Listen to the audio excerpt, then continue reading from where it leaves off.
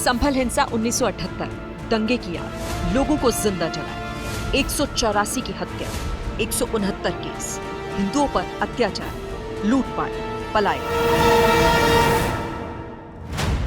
ये उस हिंसा की आग के अध्याय हैं जिसने 47 साल पहले संभल को जलाया था और अब उसी दंगे की फाइल फिर से खुलने जा रही है।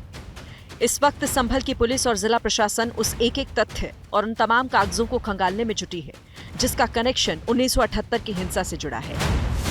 इसी को लेकर एक चिट्ठी संभल के एसपी के बिश्नोई ने संभल के डीएम राजेंद्र पेंसिया को लिखी थी, क्योंकि पुलिस और जिला प्रशासन को मिलकर संभल हिंसा की पूरी रिपोर्ट सही और अपडेट आंकड़ों के साथ सरकार को 1 हफ्ते के भीतर देनी है। शासन द्वारा एक आख्या मांगी गई है जिसमें 1978 में दंगों के संबंध में जो भी सूचना है वो उनको प्रदान की जाए। उस सूचना को संकलित किया जा रहा है। इस वक्त संभल में खुदाई चल रही है।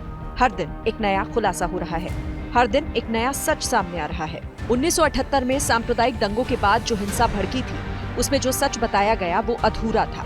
दंगों में मौत का आधिकारिक आंकड़ा 24 का था, जबकि 184 लोगों की मौत का दावा किया जाता है। ठीक इसी तरह एक आंकड़ा बेघर हुए लोगों का है, जिसे कम बताकर पेश किया गया, क्योंकि हिंसा में कई लोगों के घर जलाए गए, दुकानें फूंक दी गई। हिंसा के चलते बड़ी संख्या में लोगों का पलायन हुआ था। अब नई रिपोर्ट में न सिर्फ 1978 के दंगों में हुई मौतों के असल आंकड़ों का जिक्र होगा, बल्कि दंगों में शामिल ऐसे लोग जिनके नाम अभी तक सामने नहीं आए या फिर राजनीतिक दबाव के चलते दबा दिए गए, उन्हें भी सामने लाया जाएगा।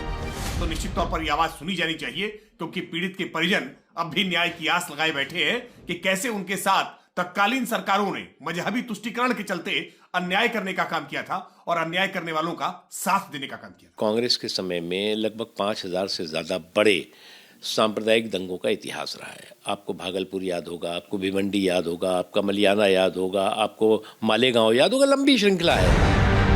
हाल ही में यूपी के मुख्यमंत्री योगी आदित्यनाथ ने विधानसभा में 1978 की संभल हिंसा का जिक्र किया था और हिंसा की फाइल खोलकर एक पीड़ित को न्याय दिलाने का भरोसा दिलाया था। कुछ लोगों की मौत वहां पर हुई थी और 1978 में 184 हिंदुओं को सामूहिक रूप से जला दिया गया था। 184 हिंदुओं को हत्या हुई थी, हिंदुओं की हत्या हुई थी और जलाया भी गया था। जिसके बाद बीजेपी एमएलसी श्री चंद्र शर्मा ने इस मुद्दे को सदन में उठाया और फिर संभल के जिला प्रशासन को चिट्ठी लिख 1978 की संभल हिंसा की पूरी रिपोर्ट देने को कहा, जिस पर अब राजनीति गरमाई हुई है।